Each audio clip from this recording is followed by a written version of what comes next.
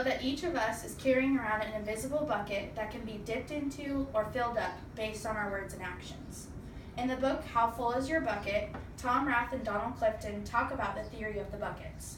In the 1960s, Clifton created a theory that talked about that everyone has an invisible bucket that they carry around, and it can either be filled up or emptied depending on how we talk or treat each other. So if you're nice to someone or you do a nice gesture like buying someone coffee, you're filling up their bucket, and in return, your bucket is filled up.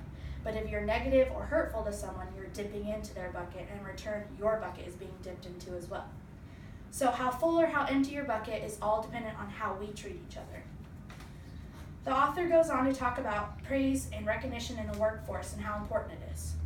A study was done with 10,000 business units in over 30 industries, and Rath concluded from this study that with regular recognition, there's an increase in individual productivity, they are more likely to stay, there's a higher customer satisfaction scores, and the workforce is safer and there are less accidents in the job.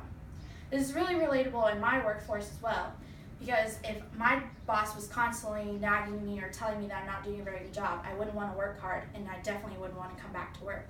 But if I had a boss that was constantly telling me I was doing a good job and was positive, it would make me want to work harder and do better things for them, which would in return make the workplace a very positive place. So after reading this book, I asked myself, how can I relate this to my life? Well, I'm going to school to be a teacher, and I thought that bucket filling and praise and recognition is something that should be brought into the classroom. There's a children's version of the book, How Full Is Your Bucket?, and I actually read it to my after-school kids. We talked about when we hurt each other's feelings, we're dipping into each other's buckets, and when we say something nice to our friend or do something for them, we're filling each other's buckets. And it's very important to keep in mind that we always want to fill each other's buckets and not dip into them. Praise and recognition is another thing that I really stress to my students. It's really important that as a teacher, I'm always making the learning environment a positive place, and I'm always giving praise and recognition for good things that they do, and I'm not tearing them down.